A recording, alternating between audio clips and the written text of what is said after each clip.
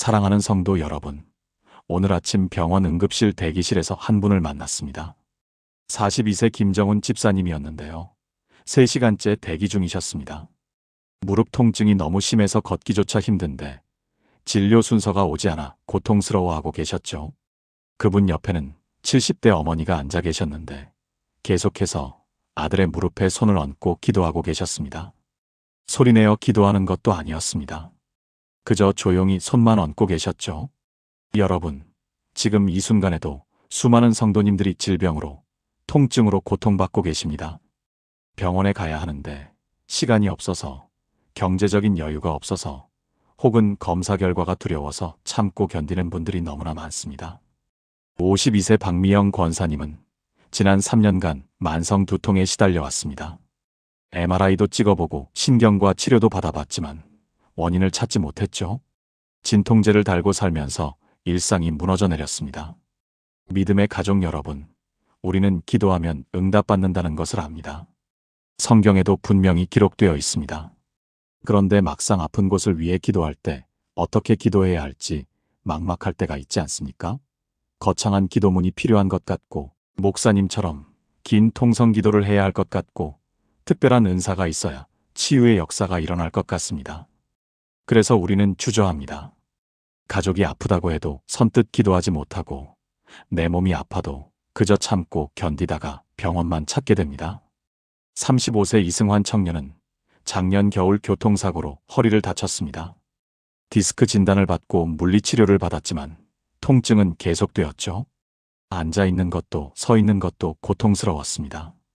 직장 생활이 힘들어졌고 우울증까지 찾아왔습니다.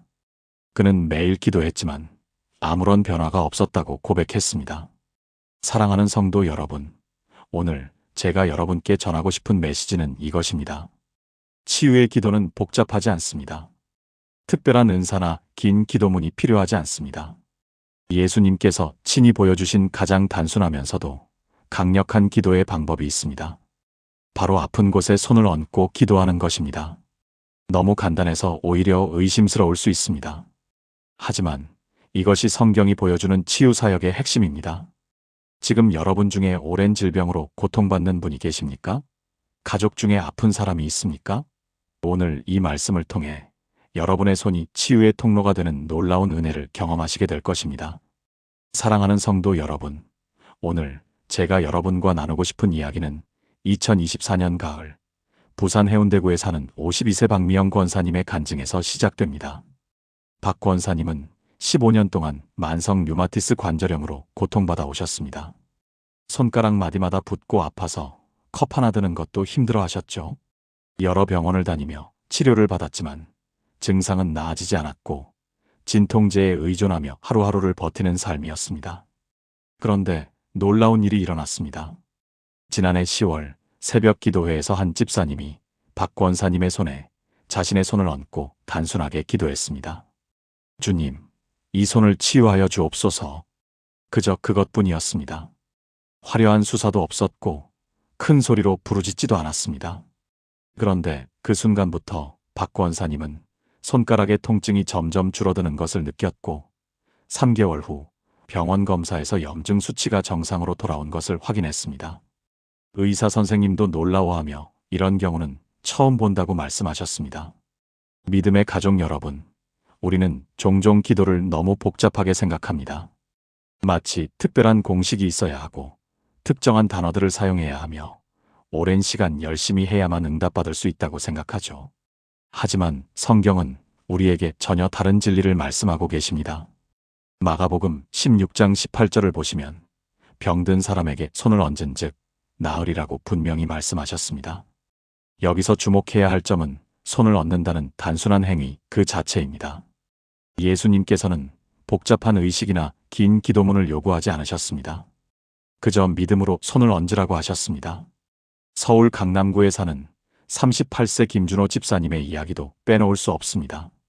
2025년 1월 김 집사님의 7살 된 딸 하은이가 갑자기 고열로 쓰러졌습니다. 병원 응급실로 달려갔지만 원인을 찾을 수 없었고 아이는 39도가 넘는 열로 계속 괴로워했습니다. 그날 밤 병실에서 김 집사님은 떨리는 손으로 딸의 이마에 손을 얹고 기도했습니다. 하나님, 제 딸을 낫게 하소서. 예수님의 이름으로 기도합니다. 그것이 전부였습니다. 그런데 놀랍게도 30분도 채 안 돼요. 아이의 열이 떨어지기 시작했고 다음 날 아침에는 완전히 정상으로 돌아왔습니다. 담당 의사는 하룻밤 사이에 이렇게 호전되는 경우는 의학적으로 설명하기 어렵다고 말했습니다. 사랑하는 성도 여러분, 이것이 바로 안수기도의 능력입니다. 우리가 알아야 할 것은 치유의 능력이 우리 손에서 나오는 것이 아니라는 점입니다. 야고보서 5장 14절에서 15절 말씀을 보십시오. 너희 중에 병든 자가 있느냐? 그는 교회의 장로들을 청할 것이요. 그들은 주의 이름으로 기름을 바르며 그를 위하여 기도할지니라. 믿음의 기도는 병든 자를 구원하리니라고 말씀하고 계십니다. 여기서 핵심은 주의 이름으로와 믿음의 기도입니다. 우리의 능력이나 자격이 아니라 주님의 이름과 그분을 향한 믿음이 치유를 가져온다는 것입니다. 현대를 살아가는 우리에게 이 진리는 어떻게 적용될까요? 대전 유성구의 45세 이현주 집사님은 2024년 여름부터 직장에서 심한 스트레스로 인해 우울증과 불안장애를 겪었습니다. 항우울제를 복용했지만 부작용이 심해 일상생활이 더욱 어려워졌죠. 그때 같은 직장의 크리스천 동료가 매일 점심시간마다 조용히 이 집사님의 어깨에 손을 얹고 짧은 기도를 해주었습니다. 하나님, 현주 자매에게 평안을 주시고 마음의 병을 고쳐주소서. 3개월이 지나자 이 집사님은 약을 끊을 수 있었고 지금은 완전히 회복되어 같은 고통을 겪는 이들을 돕는 사역을 하고 계십니다. 믿음의 가족 여러분, 우리는 21세기를 살고 있지만 하나님의 치유하시는 능력은 변하지 않았습니다. 문제는 우리가 너무 복잡하게 생각하고 자신이 자격이 없다고 여기며 또는 특별한 은사가 있어야만 한다고 생각하는 데 있습니다. 하지만 성경은 모든 믿는 자들에게 이 권세를 주셨다고 말씀합니다. 마가복음 16장 17절에서 18절을 다시 한번 보십시오. 믿는 자들에게는 이런 표적이 따르리니 곧 그들이 내 이름으로 귀신을 쫓아내며 새 방언을 말하며 뱀을 집어올리며 무슨 독을 마실지라도 해를 받지 아니하며 병든 사람에게 손을 얹은즉 나으리라. 여기서 믿는 자들은 특별한 사람들이 아니라 예수 그리스도를 구주로 믿는 모든 사람들을 의미합니다. 광주 광산구의 29세 최지훈 청년의 간증도 들려드리고 싶습니다. 최 청년은 2024년 가을 교통사고로 척추를 다쳐 하반신 마비 진단을 받았습니다. 의사들은 다시 걸을 가능성이 5%도 안 된다고 말했습니다. 하지만 청년부 친구들이 매일 병실을 찾아와 최 청년의 다리에 손을 얹고 돌아가며 기도했습니다. 화려한 기도가 아니었습니다. 주님, 지훈이가 다시 걸을 수 있게 해주세요. 하나님, 이 다리에 생명을 불어넣어 주세요. 이런 단순하고 직접적인 기도들이었습니다. 5개월 후 최 청년은 기적적으로 다시 걸을 수 있게 되었고 지금은 교회 청년부에서 활발하게 활동하고 계십니다. 사랑하는 성도 여러분, 오늘 제가 강조하고 싶은 것은 바로 이것입니다. 안수기도는 어렵지 않습니다. 복잡하지도 않습니다. 필요한 것은 단 3가지뿐입니다. 첫째, 예수 그리스도를 향한 믿음입니다. 둘째, 아픈 사람을 향한 진실한 사랑입니다. 셋째, 손을 얹고 기도하는 단순한 순종입니다. 히브리서 11장 6절은 이렇게 말씀합니다. 믿음이 없이는 하나님을 기쁘시게 하지 못하나니 하나님께 나아가는 자는 반드시 그가 계신 것과 또한 그가 자기를 찾는 자들에게 상 주시는 이심을 믿어야 할지니라. 우리가 단순한 믿음으로 나아갈 때 하나님께서는 놀라운 치유의 역사를 일으키십니다. 믿음의 가족 여러분, 이제 우리는 실제로 어떻게 안수기도를 실천할 수 있는지 구체적으로 살펴보려고 합니다. 안수기도의 첫 번째 단계는 바로 준비하는 마음입니다. 인천 남동구에 사는 61세 정소의 권사님의 경험을 나눠드리겠습니다. 정 권사님은 30년 넘게 교회를 다니셨지만 한 번도 다른 사람을 위해 안수기도를 해본 적이 없으셨습니다. 항상 나는 목사님이나 장로님처럼 기도를 잘하는 사람이 아니니까라고 생각하셨죠. 그런데 2024년 12월 같은 구역의 젊은 집사님이 암 진단을 받았습니다. 정 권사님은 병문안을 갔다가 그 집사님의 고통스러워하는 모습을 보고 마음이 너무 아팠습니다. 그때 갑자기 성령님께서 마음에 강권하시는 것을 느꼈습니다. 지금 이 순간 내가 기도해야 한다. 정 권사님은 떨리는 손을 내밀었습니다. 집사님, 제가 기도해도 될까요? 그리고 젊은 집사님의 손을 잡고 눈물로 기도했습니다. 하나님, 저는 기도를 잘 못합니다. 하지만 이 집사님을 사랑합니다. 주님께서 이 집사님을 치유해 주세요. 예수님의 이름으로 기도합니다. 그것이 전부였습니다. 그런데 놀라운 일이 일어났습니다. 그날 이후 젊은 집사님은 항암 치료를 받으면서도 부작용이 거의 없었고 2025년 2월 검사에서 암세포가 80% 이상 감소한 것으로 나타났습니다.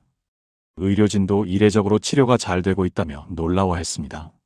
사랑하는 성도 여러분, 여기서 우리가 배워야 할 중요한 교훈이 있습니다. 안수기도에 필요한 것은 화려한 기도문이나 특별한 은사가 아닙니다. 마태복음 18장 19절에서 20절 말씀을 보십시오.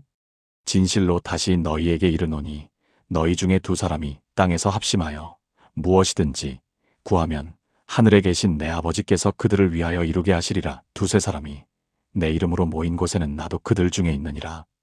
핵심은 합심하여와 내 이름으로입니다. 우리가 진심으로 합심하여 예수님의 이름으로 기도할 때 주님께서 함께 하신다는 약속입니다. 제주도에 사는 43세 강민수 집사님의 이야기를 들어보시죠. 강 집사님은 2024년 봄 갑작스러운 심장 질환으로 쓰러졌습니다. 병원에서는 즉시 수술이 필요하다고 했지만 강 집사님의 몸 상태가 좋지 않아 수술 성공률이 50%밖에 되지 않았습니다. 수술 전날 밤 교회 성도들 15명이 병원 기도실에 모였습니다. 그들은 돌아가며 강 집사님의 가슴 부위에 손을 얹고 짧고 단순한 기도를 했습니다.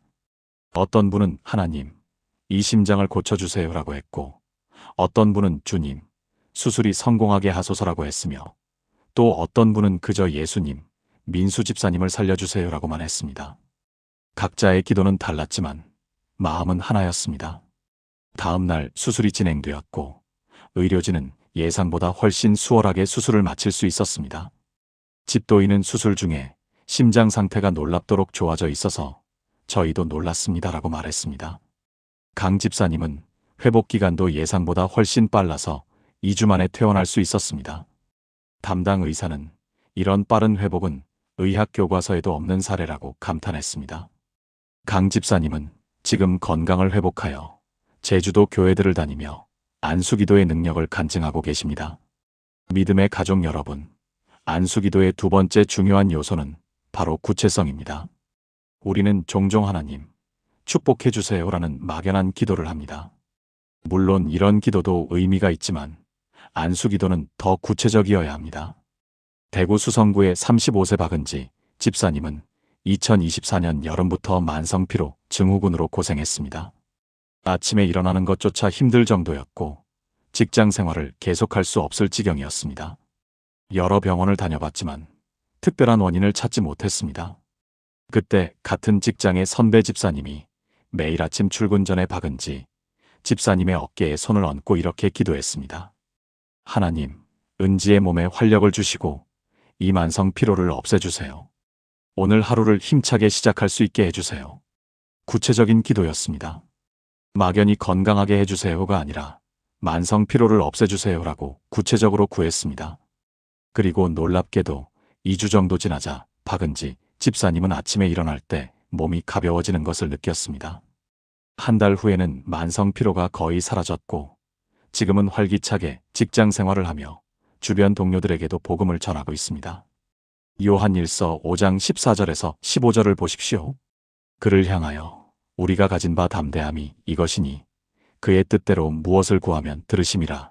우리가 무엇을 구하든지 들으시는 줄을 안즉 우리가 그에게 구한 그것을 얻은 줄을 또한 아느니라. 하나님은 우리의 구체적인 기도를 들으시고 응답하십니다. 울산 북구에 사는 57세 김철수 권사님은 2025년 초 갑작스러운 시력 저하로 고통받았습니다. 하루아침에 왼쪽 눈이 거의 보이지 않게 되었고 병원에서는 망막 박리 초기 증상이라며 즉시 치료가 필요하다고 했습니다. 수술 날짜를 잡았지만 김 권사님은 매우 불안했습니다. 그때 교회 구역장이 매일 저녁 방문하여 김 권사님의 눈에 손을 얹고 기도했습니다. 하나님, 이 눈을 고쳐주시고 망막을 회복시켜 주세요. 다시 잘 볼 수 있게 해주세요. 일주일 후 수술 전 최종 검사를 했는데 의사 선생님이 깜짝 놀라며 망막이 저절로 붙었습니다. 수술이 필요 없습니다라고 말했습니다. 의학적으로 설명할 수 없는 일이었습니다. 사랑하는 성도 여러분, 마지막으로 강조하고 싶은 것은 지속성입니다. 한 번의 기도로 즉시 응답받는 경우도 있지만 때로는 계속해서 기도해야 할 때가 있습니다. 누가복음 18장 1절에서 예수님은 항상 기도하고 낙심하지 말아야 할 것을 가르치셨습니다.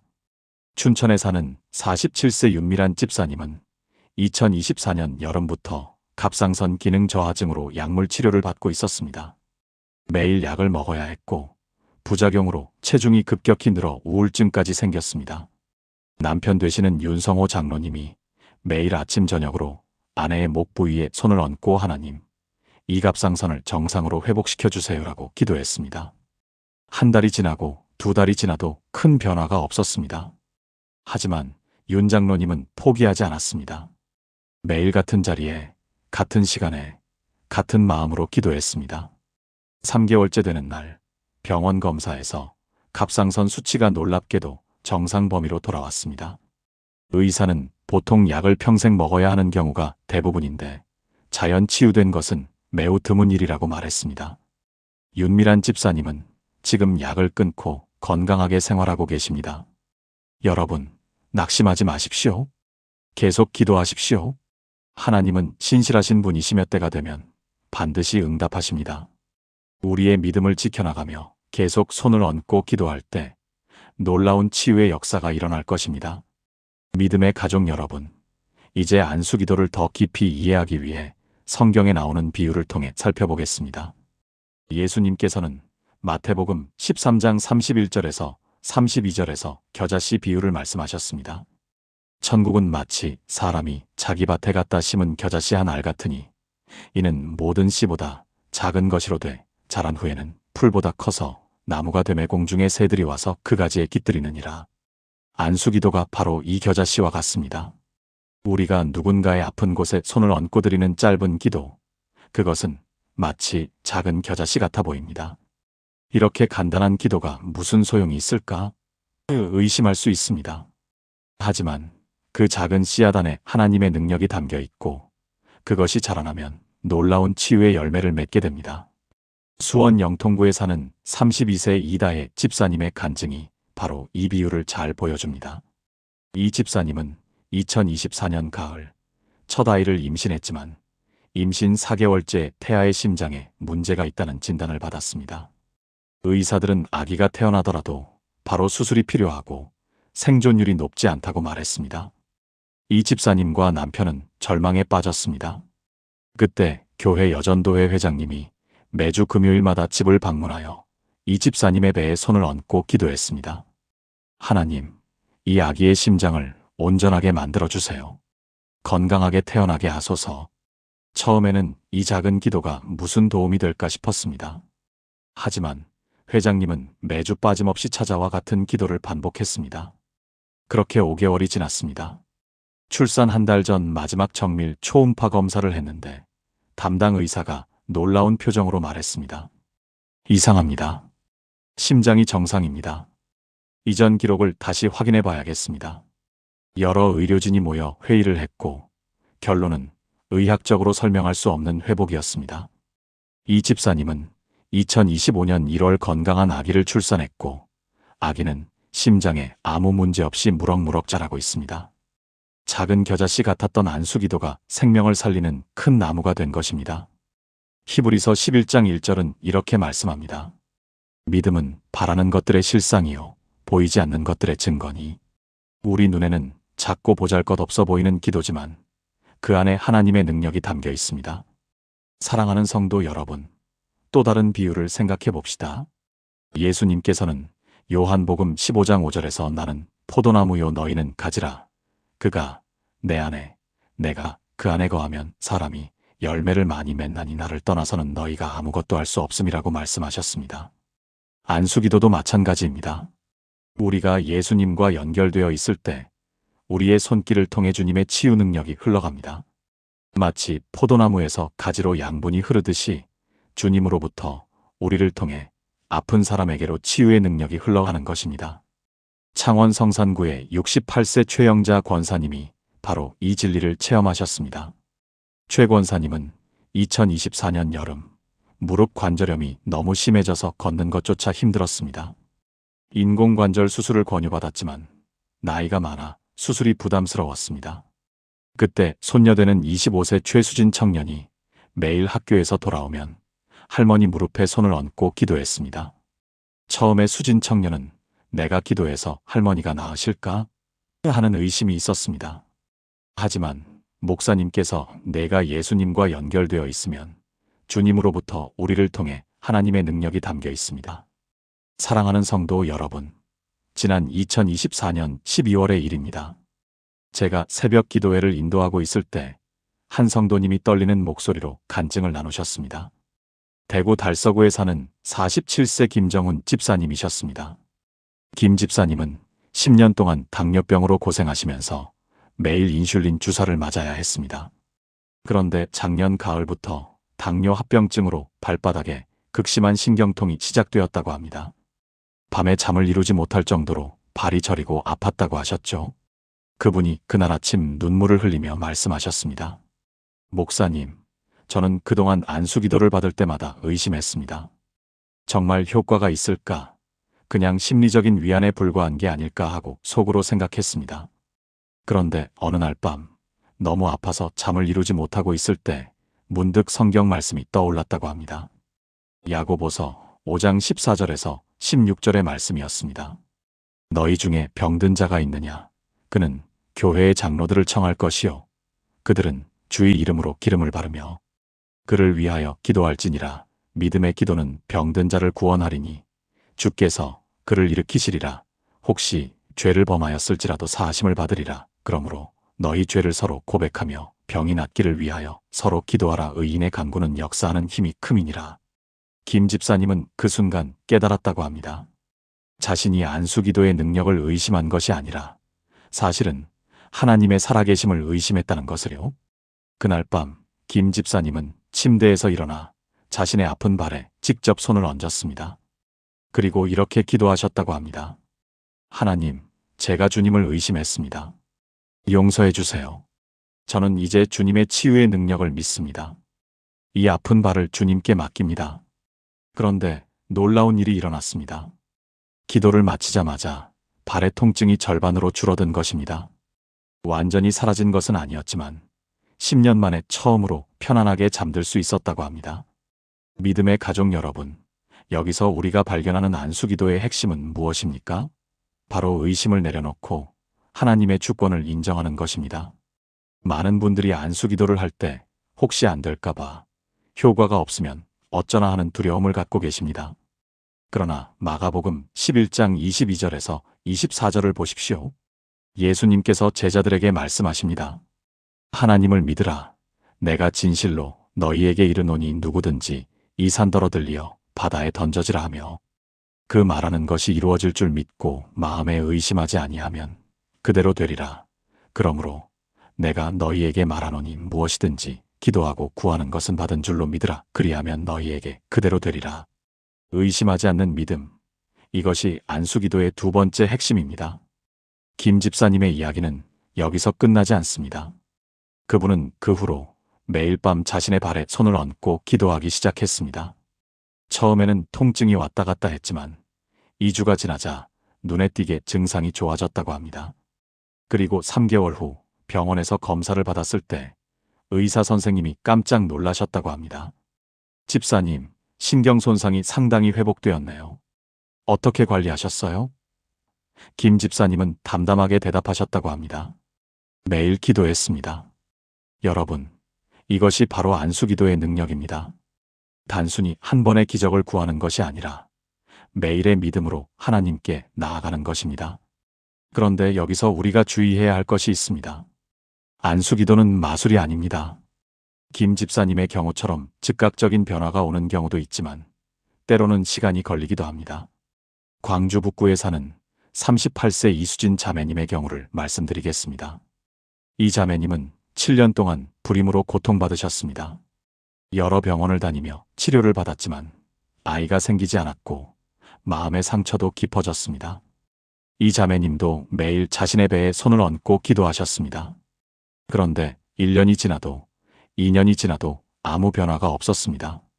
솔직히 자매님은 포기하고 싶은 마음이 여러 번 들었다고 합니다. 그러나 잠언 3장 5절에서 6절의 말씀을 붙들었습니다. 너는 마음을 다하여 여호와를 신뢰하고 내 명철을 의지하지 말라. 너는 범사에 그를 인정하라. 그리하면 내 길을 지도하시리라. 자매님은 결과를 하나님께 맡기고 계속 기도하기로 결심했습니다. 그리고 2024년 여름, 정확히 3년 6개월의 기도 끝에 자매님은 임신 소식을 들으셨습니다. 지금은 건강한 아기를 품고 계시며 출산을 앞두고 계십니다. 이 자매님이 제게 말씀하셨습니다. 목사님, 저는 이제 압니다. 안수기도는 우리가 원하는 시간표대로 응답되는 것이 아니라 하나님의 때에 하나님의 방법으로 응답된다는 것을요. 사랑하는 성도 여러분, 이것이 우리가 기억해야 할 두 번째 진리입니다. 안수기도를 할 때 우리는 결과를 조급하게 기다리지 말고 하나님의 시간표를 신뢰해야 합니다. 또한 안수기도를 할 때 우리의 마음 상태가 중요합니다. 서울 강동구에 사는 56세 최영미 권사님의 이야기를 들려드리겠습니다. 최 권사님은 20년 동안 편두통으로 고생하셨습니다. 한 달에 15일 이상은 두통약을 먹어야 했고 심할 때는 구토까지 했다고 합니다. 최 권사님도 안수기도를 받고 또 스스로도 기도했지만 변화가 없었습니다. 그런데 어느 날 기도 중에 성령님께서 마음에 질문하셨다고 합니다. 내 마음에 용서하지 못한 사람이 있지 않느냐? 최 권사님은 그제야 깨달았습니다. 15년 전 자신에게 상처를 준 시누이를 아직도 용서하지 못하고 있었던 것입니다. 겉으로는 화해한 것처럼 보였지만 마음 깊은 곳에 원망과 분노가 남아 있었습니다. 마태복음 6장 14절에서 15절에 이런 말씀이 있습니다. 너희가 사람의 잘못을 용서하면 너희 하늘 아버지께서도 너희 잘못을 용서하시려니와 너희가 사람의 잘못을 용서하지 아니하면 너희 아버지께서도 너희 잘못을 용서하지 아니하시리라. 최 권사님은 그날 시누이에게 전화를 걸어 진심으로 용서를 구하고 또 용서했습니다. 그리고 다시 자신의 머리에 손을 얹고 기도했습니다. 놀랍게도 그날 이후로 편두통이 70% 이상 줄어들었다고 합니다. 완전히 사라진 것은 아니지만 일상생활에 전혀 지장이 없을 정도가 되었습니다. 최 권사님은 말씀하셨습니다. 목사님, 육체의 질병 이전에 영혼의 질병부터 치유받아야 한다는 것을 배웠습니다. 믿음의 가족 여러분, 안수기도를 할 때 우리는 단순히 손을 얹는 것만으로 끝나지 않습니다. 우리의 마음이 깨끗해야 하고 용서와 사랑이 충만해야 합니다. 시편 66편 18절은 이렇게 말합니다. 내가 내 마음의 죄악을 품으면 주께서 듣지 아니하시리라. 하나님께서는 우리의 중심을 보십니다. 아무리 열심히 기도해도 마음의 죄악과 원망이 가득하다면 그 기도는 응답받기 어렵습니다. 그러므로 안수기도를 하기 전에 먼저 우리의 마음을 점검해야 합니다. 용서하지 못한 사람이 있습니까? 미움과 원망이 남아 있습니까? 그렇다면 먼저 그것을 회개하고 정리해야 합니다. 하나님 아버지, 우리가 안수기도를 할 때 의심을 내려놓고 온전한 믿음으로 나아갈 수 있도록 도와주소서. 우리 마음의 죄악과 용서하지 못한 감정들을 깨끗이 씻어주시고 주님의 때를 신뢰하며 인내할 수 있는 은혜를 더하여 주옵소서. 예수님의 이름으로 기도드립니다. 아멘. 집사님, 정말 제가 남편에게 안수기도를 해도 될까요? 2025년 1월의 어느 추운 저녁, 상담실에서 한 자매님이 제게 물으셨습니다. 울산 남구에 사는 43세 박선영 자매님이었습니다. 박 자매님의 남편은 5년 전 교통사고로 척추를 다쳐 만성 통증에 시달리고 있었습니다. 병원 치료를 받고 있지만 호전과 악화를 반복하며 특히 날씨가 추워지면 허리와 다리 통증이 심해져 걷기조차 힘들어했습니다. 박 자매님은 남편을 위해 매일 기도했지만 직접 안수기도를 하는 것에 대해서는 두려움이 있었다고 합니다. 제가 평범한 주부인데 제 손으로 기도하는 것이 효과가 있을까요? 혹시 잘못하면 어떻게 하나요? 저는 박 자매님에게 물었습니다. 자매님, 성경 어디에 안수기도가 목사나 장로만 할 수 있다고 쓰여 있습니까? 오히려 마가복음 16장 17절에서 18절을 보십시오. 예수님께서 말씀하십니다. 믿는 자들에게는 이런 표적이 따르리니 곧 그들이 내 이름으로 귀신을 쇠어내며 새 방언을 말하며 뱀을 집어올리며 무슨 독을 마실지라도 해를 받지 아니하며 병든 사람에게 손을 얹은즉 나으리라 하시더라. 여기서 믿는 자들은 누구입니까? 성직자만을 말하는 것이 아니라 예수님을 믿는 모든 사람을 말합니다. 박 자매님의 눈에 희망의 빛이 비치기 시작했습니다. 그렇다면 제가 어떻게 시작해야 할까요? 저는 자매님께 구체적인 방법을 알려드렸습니다. 먼저 남편분께 솔직하게 말씀하세요. 여보, 내가 당신을 위해 기도하고 싶어. 내 손을 당신의 아픈 곳에 얹고 하나님께 치유를 구하고 싶은데 괜찮겠어? 그리고 남편분이 동의하시면 조용한 시간에 남편의 허리에 손을 얹으세요. 복잡한 기도가 필요 없습니다. 하나님 아버지, 남편의 이 아픈 허리를 주님께 맡깁니다. 주님의 치유의 능력이 이 몸에 임하기를 간절히 구합니다. 예수님의 이름으로 기도합니다. 아멘. 이렇게 단순하게 시작하세요. 박 자매님은 그날 저녁집에 돌아가서 용기를 내어 남편에게 말씀을 꺼냈다고 합니다. 처음에 남편분은 조금 어색해 하셨지만 아내의 진심을 느끼고 동의하셨답니다. 박 자매님은 떨리는 손으로 남편의 허리에 손을 얹고 기도했습니다. 그날 밤은 특별한 변화가 없었습니다. 그러나 자매님은 포기하지 않고 매일 저녁 남편을 위해 안수기도를 계속했습니다.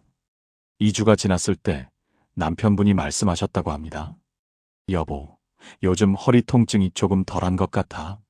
당신 기도가 효과가 있나 봐. 그 말 한마디에 박 자매님은 눈물이 났다고 합니다. 그리고 더욱 열심히 남편을 위해 기도했습니다. 3개월이 지난 지금 남편분의 통증은 완전히 사라지지는 않았지만 50% 이상 줄어들었고 일상생활에 큰 지장이 없을 정도로 회복되었습니다. 사랑하는 성도 여러분, 이 이야기에서 우리가 배우는 것은 무엇입니까? 안수기도는 특별한 사람만 할 수 있는 것이 아니라 믿음을 가진 모든 사람이 할 수 있다는 것입니다. 베드로전서 2장 9절을 보십시오.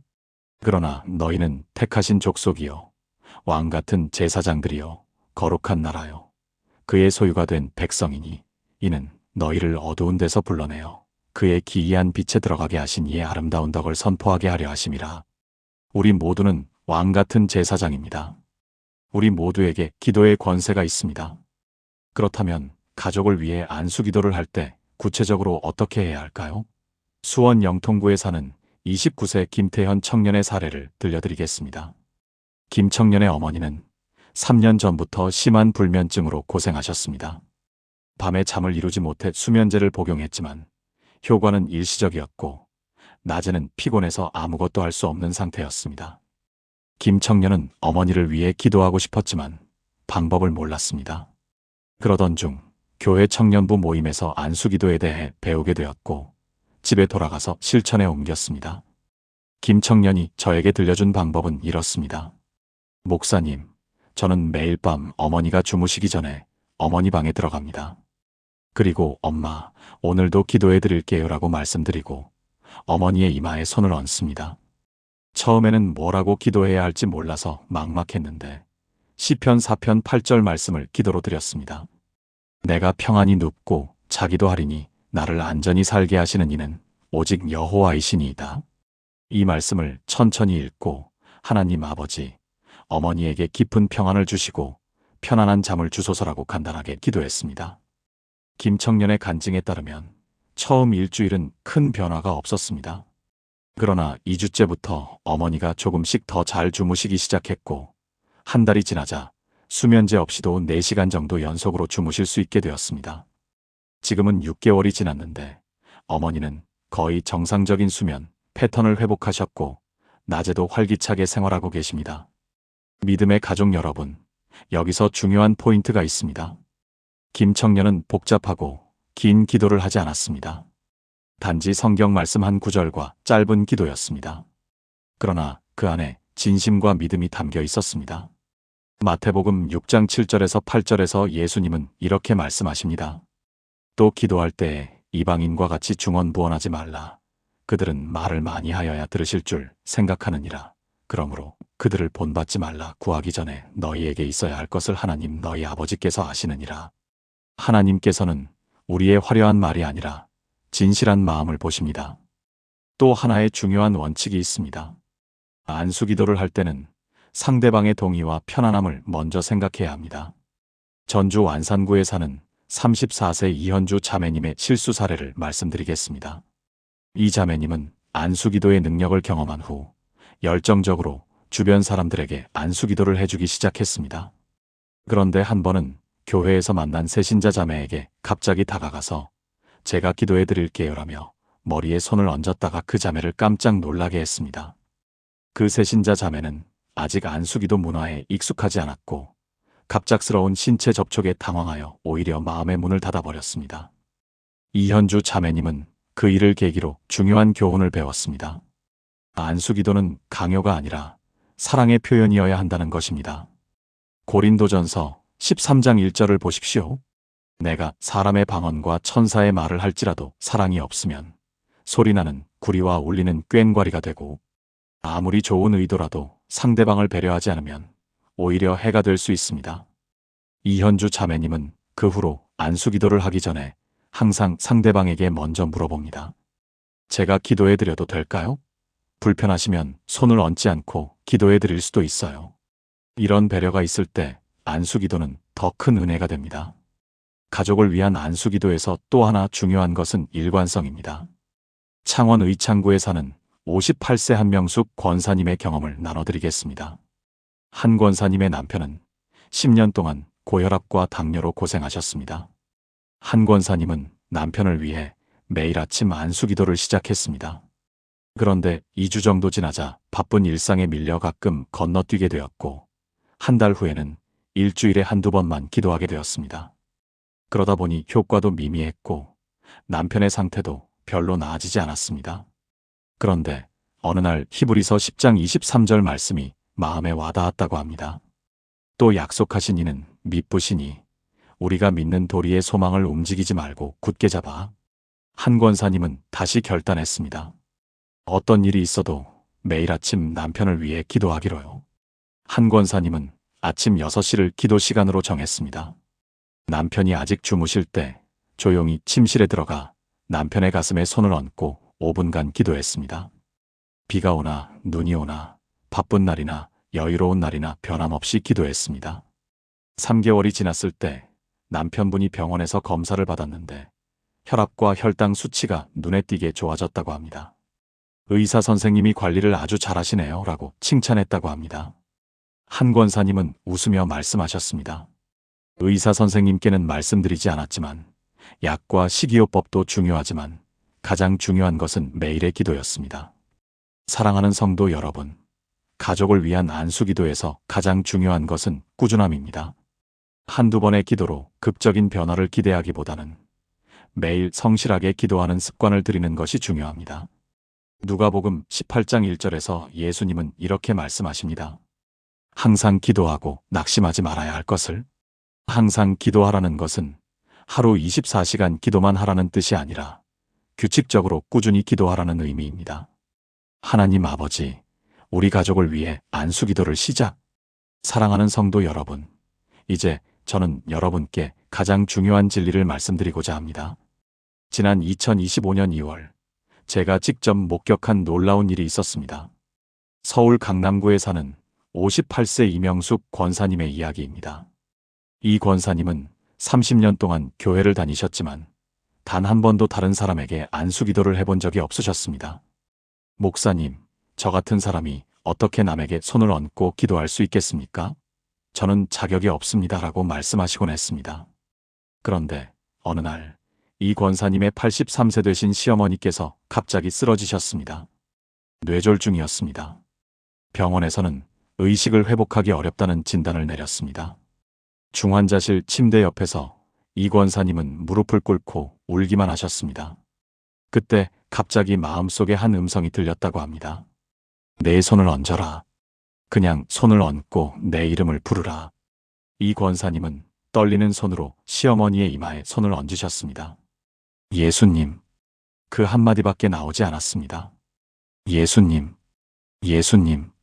계속해서 그 이름만 부르셨습니다. 눈물이 흘러내렸고 말이 막혔고 그저 예수님의 이름만 반복해서 불렀습니다. 5분이 지나고 10분이 지났습니다. 이 권사님은 여전히 시어머니의 이마에 손을 얹은 채 예수님이라는 이름만 부르고 계셨습니다. 그런데 믿음의 가족 여러분, 바로 그때였습니다. 의식이 없던 시어머니의 손가락이 움직이기 시작했습니다. 그리고 천천히 눈을 뜨셨습니다.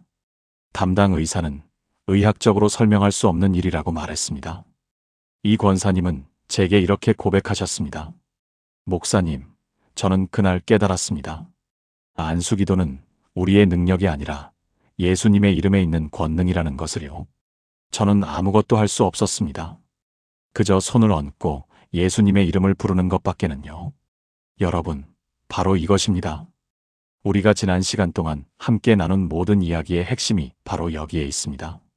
안수기도는 화려한 언어가 필요하지 않습니다. 신학적인 깊이가 필요하지 않습니다. 오랜 경력이 필요하지 않습니다.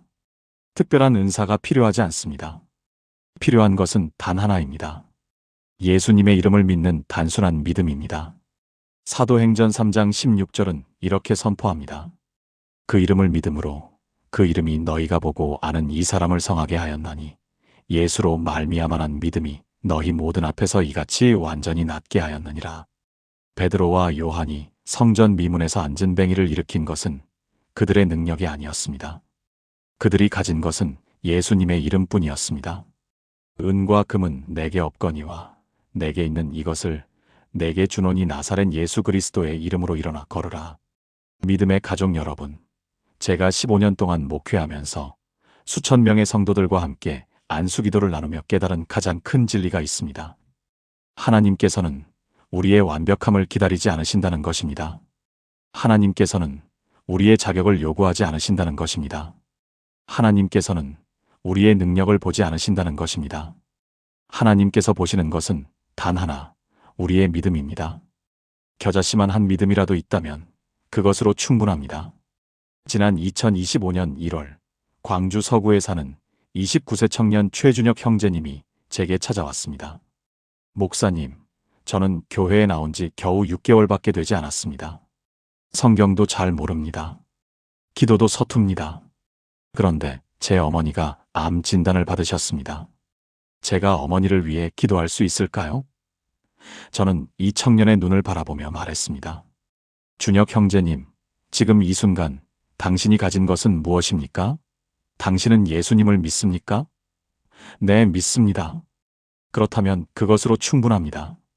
그 청년은 집으로 돌아가 어머니의 병상 옆에서 손을 얹고 기도했습니다. 그가 드린 기도는 단순했습니다.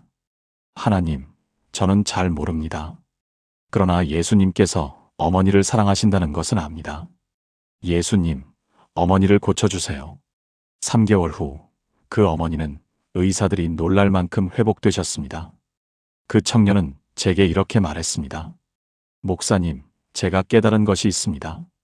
기도는 우리가 얼마나 많이 아느냐가 아니라 우리가 얼마나 믿느냐에 달려있다는 것을요.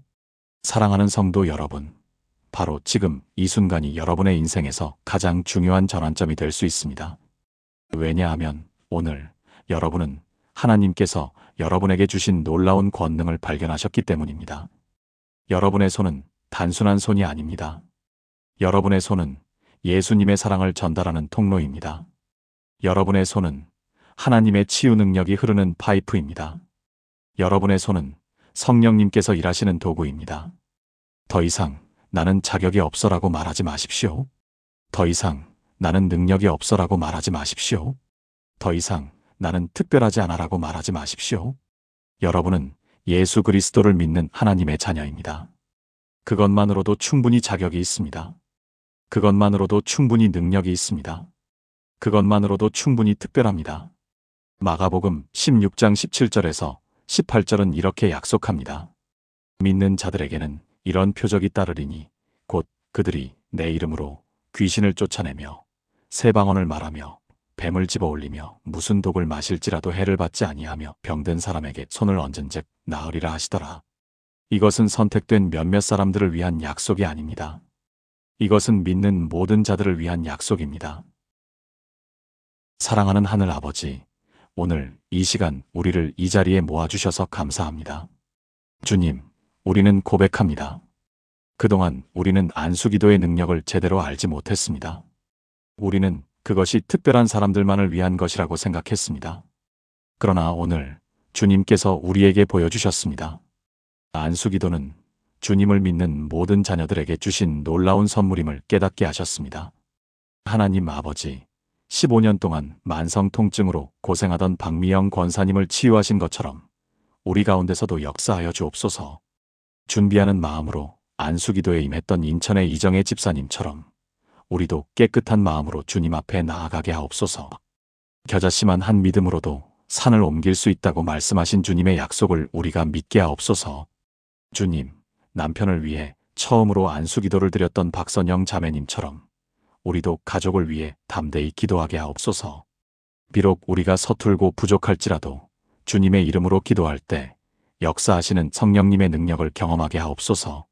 30년 동안 교회를 다녔지만 안수기도를 주저했던 이명숙 권사님이 결국 시어머니를 위해 기도했을 때 일어난 기적처럼 우리도 믿음의 첫 발을 내딛게 하옵소서.